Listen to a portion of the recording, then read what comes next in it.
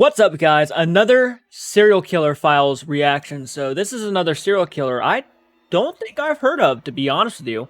Carl Panzram. I don't know anything about this guy, so if you like this type of content and want me to continue to do serial killer files or serial killer maybe videos, then hit that like button. It lets me know, that's the fastest way to let me know that you want to see more content like this, and I will do my utmost best. And also, I would really like to say thank you for blowing up my fucking TikTok the other day.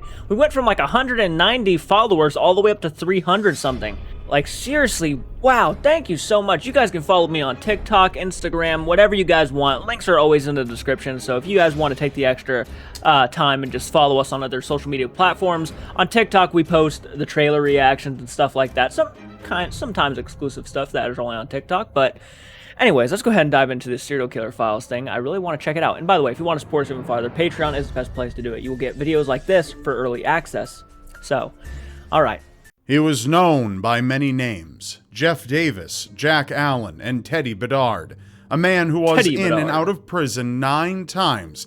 He has since been labeled by scholars as one of the most destructive serial killers in American history. Wait. His face looks highly familiar. Maybe I have seen this guy before. Today we discuss a historic serial killer at the turn of the 20th century, Carl Panzram. Let's open the serial killer file. All right, let's learn. Charles Carl Panzram was...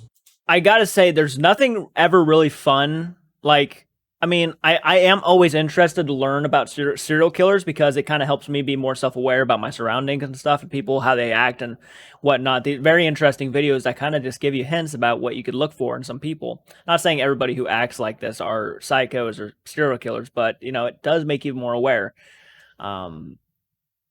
Born on June 28, 1891, in East Grand Forks, Minnesota. His parents, John and Matilda Panzram, were immigrants from East Prussia. At a young age, John abandoned his family, leaving Matilda to work on the farm with only Carl and her 4 other children. At age 8, Carl was brought before a judge for intoxication. Then, at age 12, he was brought back to court again for robbery. Carl had stolen food and a revolver from a neighbor's home. Shortly thereafter, his parents sent him to the Minnesota State Training School, a brutal juvenile prison. Many speculate that this location is where Carl committed his first murder, although this rumor has yet to be verified. At the State Training School, Carl's life would take a turn for the worst. He would be beaten by his fellow attendees, tortured, and even raped by staff at the institution. Eventually, his rage fueled, and he began his path as an arsonist by setting a fire in one of the buildings of the facility. When questioned, Carl lied to the powers of the institution. Regrettably, they believed his words, and he was consequently let free. Wow. Carl returned home and attended school once again, but sadly things... Already, I can see why the guy's already messed up. From that time he spent at that facility. Oh my God. Never truly changed during his absence. He still hated his teacher and even threatened to kill him right in front of the entire class with a gun. However, before he could pull the trigger, his weapon fell out of his pocket, giving enough time for his teacher to push the gun out of Carl's distance. After his failed attempt at murdering his teacher, Carl abruptly decided to run away. As he rode on the trains through Minnesota during his journey into the unknown, Carl continued to learn more about the pain and suffering of his life. He would be repeatedly raped by strangers. He sought help, but the railroad cops would be of none, as they would merely continue to torture Carl. As time went on, he was arrested for burglary and brought back to another juvenile prison. In 1907, he escaped the prison with another inmate named Jimmy Benson and headed out west. During their travels, the two would rob churches, then set them on fire. In Carl's autobiography, he states the events as an old pastime. In his younger life, Carl blamed much of his hate and misery from the religion being forced upon him back in Minnesota. That same year, Carl was recruited into the United States Army while drinking at a Montana saloon. This, however, would be a very brief period in his life, as he was soon convicted of larceny and insubordination, spending 2 years in Fort Leavenworth's United States Disciplinary Barracks. Upon his release and dishonorable discharge from the Army... Ay. I'm sorry I haven't been talking too much, but good golly, what a fucking life. It's like this guy doesn't get a break. Carl returned to his life of theft and drifting, ending up back in prison many times. He took on different aliases and names while imprisoned in the various institutions, becoming known for often disobeying and attacking prison guards. This resulted in harsh punishments. The few times Carl did not commit crimes was during his time working as a strikebreaker. Additionally, he attempted to gain employment as a ship's steward on a U.S. Army transport vessel, but was discharged due to intoxication.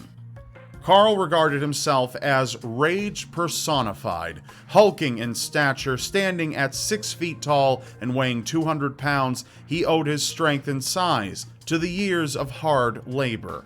He enjoyed dominating and intimidating, committing acts of arson and vandalism, in addition to robberies. On top of this, he became most well known for the rapes of the men he would rob. Go figure. In Carl's mind, this was a form of control and domination. On June 1st, 1915, Carl successfully robbed a home in Astoria, Oregon, only to be caught attempting to sell some of the items that he had stolen. He was sentenced to 7 years imprisonment at Oregon State Penitentiary in Salem. The prison's warden, Harry Minto, ruled the prison with an iron fist. He held the belief that prisoners should receive harsh punishment while confined, which often included beatings and isolation. Carl vowed to defy the warden and never see the full length of his sentence. Within his first year at Oregon State, Carl and his fellow inmate Otto Hooker escaped from the prison. While evading capture, Otto killed Warden Minto, making Carl an accessory to murder. After being recaptured and returned to prison, so he didn't even murder Carl was disciplined numerous times and spent 61 days in solitary confinement. Wow. He made a second escape attempt 2 years later on September 18th, 1917. During this attempt, he engaged in 2 shootouts with police before his recapture. He shot and injured an officer during this ordeal, resulting in extra years Lucky he didn't get shot and killed. to his sentences. Carl finally escaped the prison once and for all on May 12, 1918. Why is he buckling his belt? Okay, his probably taking a piss, cell I'm doors, guessing. bars, and catching an eastbound freight train. He shaved off his mustache and took the alias John O'Leary, setting off on his infamous murder spree. In 1920, Carl broke into the home of former United States President William Howard Taft in New Haven, Connecticut. Carl blamed Taft, who had been Secretary of War during Carl's time at Fort Leavenworth, and approved of his sentence for his time in military prison. Stealing a large amount of money and jewelry, he also stole Taft's .45 caliber Colt handgun. Using the stolen money, Carl purchased a yacht called the Akiska while in New York City. Carl kept the boat at the South Street seaport and began utilizing the boat and location to lure sailors away from bars, inviting them to drink on his boat. And then he'd murder them. He would rob, rape, and murder the men, dumping their bodies near Execution Rock's lighthouse in the Long Island Sound. He would continue this pattern for the next year, killing 10 men until running his yacht aground near Atlantic City, New Jersey, and sinking it. This allowed for his last 2 intended victims to flee the wreckage unharmed. After drifting for some time, as well as numerous incidents of fighting and a shootout with police, Carl stowed away on a ship to Africa, landing in Luanda, a city in the then Portuguese-occupied Angola. He took up working as a foreman on an oil rig for Sinclair Oil. During his stay in Angola, he found a young boy who was around 11 or 12 Great. years old, wandering near the camp at the oil rig. He took the boy to a nearby gravel pit, sodomized him, and bludgeoned him to death remorselessly. Carl also claimed more Fucked up lives, prick. wherein he hired a canoe of 6 rowers to take him out to find crocodiles near Libido Bay. And then you throw him into the shot crocodiles. each of the rowers and threw their bodies to the crocodiles. Carl made his Oh way my back to God. America in 1922, plotting to steal another boat to pass off as his now wrecked yacht. He spent the next year selling drugs and traveling up and down the East Coast, eventually ending up in Salem, Massachusetts on July 18th. On this day, he happened to find 12-year-old George Henry McMahon, who was running an errand for his neighbor that day. Carl lured George away with an offer to give him money, which George complied to. However, once he got the boy to an isolated part of the town, he raped the boy numerous times and stuffed his mouth with newspapers before beating him to death, leaving his... I just can't understand why these people think, or how they can just act like that and not feel anything. I will never understand it at all. They are literally the scum of the earth. This guy is the scum of the earth, hands down. body under tree branches until he was discovered 3 days later. Carl eventually succeeded in stealing and repainting another boat to pass off as the Akiska, which he used to troll the Hudson River as a river pirate over the next year. On June 27, 1923, he later tried to sell off his yacht to another man, whom Carl shot twice in the head and claimed the man attempted to rob him during their transaction. Being arrested for this crime, Carl swindled his lawyer into accepting the stolen yacht as payment for getting Carl out on bail. Carl skipped town upon being released, making his way to Connecticut. He claimed to have raped and strangled an unnamed boy in New Haven during this time. Then, sometime in August, he murdered 14-year-old Alexander Lazak in Philadelphia before making his way back to New York State. On August 23rd, Carl was subdued and arrested during an attempted burglary of the Larchmont train depot under the alias John O'Leary. While in jail, he told police he was a wanted man in Oregon for shooting a police officer and escaping jail, but police didn't believe him.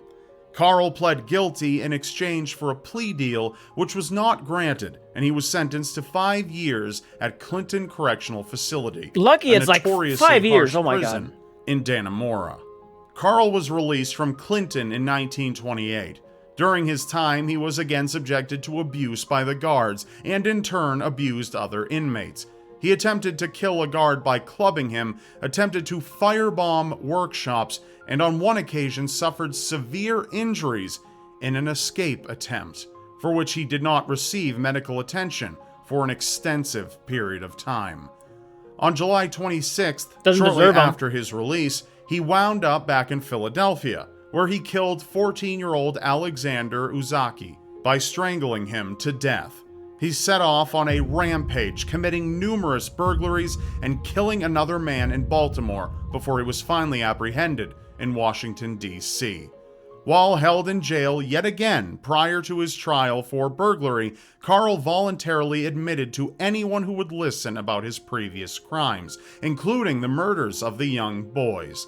Eventually, guards took notice of these claims and inquired to other jurisdictions. The numerous aliases Carl had used and the sheer amount of crimes that he had committed it's just hard to watch. It's hard to listen to light. Carl befriended 26-year-old prison guard Henry Lesser due to his kinder treatment of him. Henry took interest in Carl, providing him the means to tell his story by giving him a pencil and paper. Carl wrote and gave Henry an articulate, extensive memoir of his crimes and his life philosophies, sharing his nihilistic and misanthropic views of the world. During his trial in November, Carl freely admitted to his crimes and acted in his own defense. As a result, he was quickly found guilty and sentenced to 25 years in prison. The prison he was to be serving 25 the time in was ironically I don't like these are obvious. This is an older time, so I'm not sure like 25 years was probably like, oh my god, you know, it's such a serious sentence, but like did they not have the death penalty back then at this rate? Dude, this guy just admitted to murdering like a bunch of 14-year-olds and rape yeah, okay. And the fact that he is still 25 years in prison but not life at least, oh my god. Fort Leavenworth. Upon his arrival, he informed the warden, T.B. White, that he would kill the first man to bother him. This led to the prison segregating him from the rest of the prisoners and assigning him to laundry duty so that he could work alone. However, Carl was not always alone. He was supervised by Robert Warnke, the prison laundry foreman, known for being hard and strict. On June 20th, 1929, Carl struck Robert to death with an iron bar while the man sat at his desk. Carl also attempted to attack other inmates who had That looks like a witnessed picture of Michael the murder. Myers. Robert Right would be Carl I think that Panzram's is. final murder victim. Carl went on trial on April 14th, 1930. As the trial went on, he would smile and taunt the witnesses who Yeah, I bet he would. testified at his Fuck trial. this guy. It would only take 45 minutes for the jury to find him guilty and sentence him to death. Good. In the months leading Good. up to his execution, Carl refused to file any appeals and denied intervention by anti-death penalty and human rights activists. He rejected petitions for his sentence to be commuted, going as far as to write to then-President Herbert Hoover to ensure his sentence would not be changed. On September 22, 1930, Carl was removed from his cell at 5:55 a.m., Goes being to the led gallows. to the gallows by guards. And hung. As he stood on the platform, the only witnesses were a handful of guards and reporters. Carl allegedly spat in the executioner's face as they placed the black hood over his head. When asked if he had any last words, Carl simply replied, "Yes. Hurry it up, you Hoosier bastard. I could kill 10 men while you're fooling around." Carl Panzram was hanged at 6:03 a.m., dropping from the gallows 5.5 feet. Good. He was The world was a better officially place. pronounced dead at 6:18 a.m. The world at was the a age better of place. 39. Yep. His it body a was not better collected place. by next of kin, therefore he was buried in the Leavenworth Penitentiary Cemetery in row 6, grave 24. His headstone is marked only with his prisoner number, 31614. Yeah, there's no place in the world for assholes like that. There's just no place there's no place for you. An arrogant asshole who would go around and do that shit. Yeah, he deserved every bit of it. He deserved every bit of it. I'm not dumb enough to not see that he obviously had a horrible life coming up, being raised, but he's disgusting. He deserved what he got. So, comment down below. Who should I do next? Let me know down in the comments below. I'm curious to hear your guys' opinions. Yeah, that was rough to listen to, I gotta admit. And yeah, it does put me in a bad mood sometimes. It does bum me out because it's like sometimes when you're listening to these stories, you're like, oh, it's draining. It really is draining. So comment down below, let me know your thoughts. Hit the like button, subscribe to the channel if you're new to the channel, share the content. It means a lot. It really will help us out. And until next time, guys, keep it retro and take care. Holy shit, Michael. We made it to We Slaughtered Barbecue. The epitome and the purpose of our trip is to make it to this area. Oh yes. Food and cattle. Yep. I just noticed, is that a cemetery way over there, or are those cattle? No, I think that is a small cemetery. Holy shit, that's kind of cool and creepy. That thing is massive, but there's not just that one. There are spiders literally There's everywhere. one there. There's one there. There's one over there. And then there's this one here. Dude, they're everywhere on the They're all property. huge. It's Oh, cool. there's one there.